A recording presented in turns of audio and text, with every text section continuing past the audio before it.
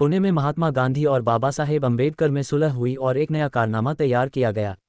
सभी हिंदू नेताओं की मंजूरी के बाद पिछले शनिवार को उस कारनामे पर स्पृश्य और अस्पृश्य नेताओं ने हस्ताक्षर किए।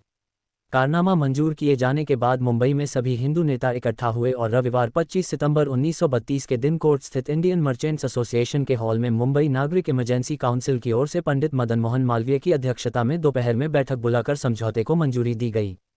पहले परिषद के अध्यक्ष पंडित मदन मोहन मालवीय का भाषण हुआ। करारनामा तैयार करने में जिन लोगों ने पूरा सहयोग दिया उन सभी के प्रति उन्होंने आभार व्यक्त किया। हालांकि अस्पृश्य वर्ग के नेता डॉक्टर बाबा साहेब अम्बेडकर के प्रति उन्होंने प्रमुखता से आभार प्रकट किया। उन्होंने कहा कि डॉक्टर अम्बेडकर के सहकार्य के बगैर इस प्रकार की सुलह होना बहुत मुश्किल था। करारनामे की धाराओं के बारे में इतना ही कहा जा सकता है कि स्पृश्य हिंदुओं पर उसे पूरा कर दिखाने की बड़ी जिम्मेदारी आन पड़ी है। 25 लाख का फंड। अस्पृश्यता निर्मूलन के लिए धन की बड़ी जरूरत है। देश भर में जागृति की सारी कोशिशें बिना पैसे के व्यर्थ होंगी। इस कार्य के लिए एक छोटी कमेटी का गठन कर उस कमेटी के जरिए कम से कम 25 लाख रुपयों का फंड इकट्ठा करना होगा। अगले 3-4 महीनों में प्रत्यक्ष कार्य कर अपने हिंदू धर्म का तेज बढ़ाना, अपने दलित बंधुओं के जरिए सभी समान अधिकार उपलब्ध करा कर देना और अपने मन को शुद्ध कर उच्च नीचता के भाव को जड़ से उखाड़ फेंकना आदि काम तुरंत हाथ में लेना जरूरी है। अपने समाज से अस्पृश्यता को यदि जड़ से मिटा देना हो तो इस बात को हमेशा याद रखें कि अस्पृश्यता को जड़ से मिटाने के लिए महात्मा गांधी ने अपने प्राणों की बाजी लगा दी थी। पंडित जी के दिल को छू लेने वाले भाषण के बाद पुणे में हुए समझौते को मंजूरी देने वाला मुख्य प्रस्ताव सेठ मथुरादास वसंजी खिमजी ने पेश किया। प्रस्ताव पेश करते हुए उन्होंने कहा कि पुणे में हुए समझौते को मंजूरी देने में अब अंग्रेज सरकार को कोई आपत्ति नहीं होनी चाहिए। इसीलिए और महात्मा गांधी के स्वास्थ्य की गंभीर दशा को ध्यान में रखते हुए तुरंत मंजूरी का तार टेलीग्राम भेज देना चाहिए। इस प्रस्ताव को समर्थन देने के लिए सर तेज बहादुर सप्राव बोलने के लिए उठकर खड़े हुए। उन्होंने कहा कि यह ध्यान देने योग्य है कि इस समझौते का सारा कार्य पंडित मालवीय जी की अध्यक्षता में हुआ है। पंडित जी ने अपनी कर्मठता को एक तरफ कर बदलते समय के अनुसार चलने का जो मनोधैर्य दिखाया वह कई मायनों में अलौकिक है। हम सबको भी इस तरह की नीति अपनानी होगी, उसके अलावा कोई चारा नहीं है। इस सुलह का बहुत सा श्रेय डॉक्टर बाबा साहब अम्बेडकर को भी देना होगा। अपने समाज के न्यायपूर्ण अधिकारों के लिए लड़ने का जो धैर्य उन्होंने दिखाया है और अपनी दृढ़ प्रतिज्ञा का जो परिचय दिया है वह अभिनंदन के योग्य है। उनके धैर्य को देखते हुए लगता है कि वे अस्पृश्यों के ही नहीं वरन भावी भारत के धैर्यशील नेता बनेंगे।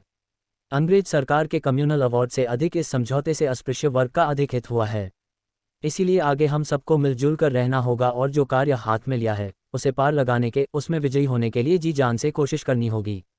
डॉक्टर अम्बेडकर बोलने के लिए खड़े हुए, तब तालियों की गड़गड़ाहट से वातावरण गूंज उठा। उन्होंने कहा कि कुछ दिनों पूर्व के हालात और आज के हालात देखकर मुझे सब कुछ सपने जैसा लगता है।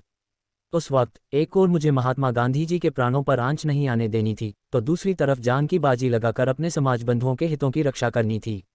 इस संकट से पार पा सकूंगा इस बारे में मुझे आशंका नहीं थी, लेकिन स्थिति की गंभीरता को भांपकर सभी हिंदू नेताओं ने जो संतुलित सोच और सहयोग की नीति अपनाई उसके कारण इस समस्या का संतोषजनक हल पाना आसान हुआ। इसकी मुझे बहुत खुशी है। सुलह की इस बातचीत का हल पाने का सारा श्रेय महात्मा गांधी को जाता है।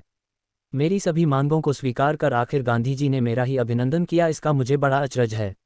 यह एक तरह से सुलह ही थी जिसका दूसरे गोलमेज सम्मेलन के समय ही अगर महात्मा गांधी जी स्वीकार कर लेते तो इस तरह के कठिन और गंभीर हालात कभी भी पैदा नहीं होते। खैर, इस समझौते को मान्यता देने में मुझे बड़ी खुशी है। मेरे स्पृश्य बंधु इस समझौते को स्वीकार कर उस पर अमल करेंगे तो मुझे और मेरे समाज को बहुत अधिक आनंद होगा। महात्मा गांधी के अलावा इस समझौते का श्रेय सर तेज बहादुर सप्राव, पंडित मालवीय और सी राजगोपालाचारी को देना भी मुझे उचित लगता है। डॉक्टर अंबेडकर के भाषण के बाद राजा और मी के नटराजन के भाषण हुए। आखिर में सी राजगोपालाचारी ने आभार व्यक्त किया।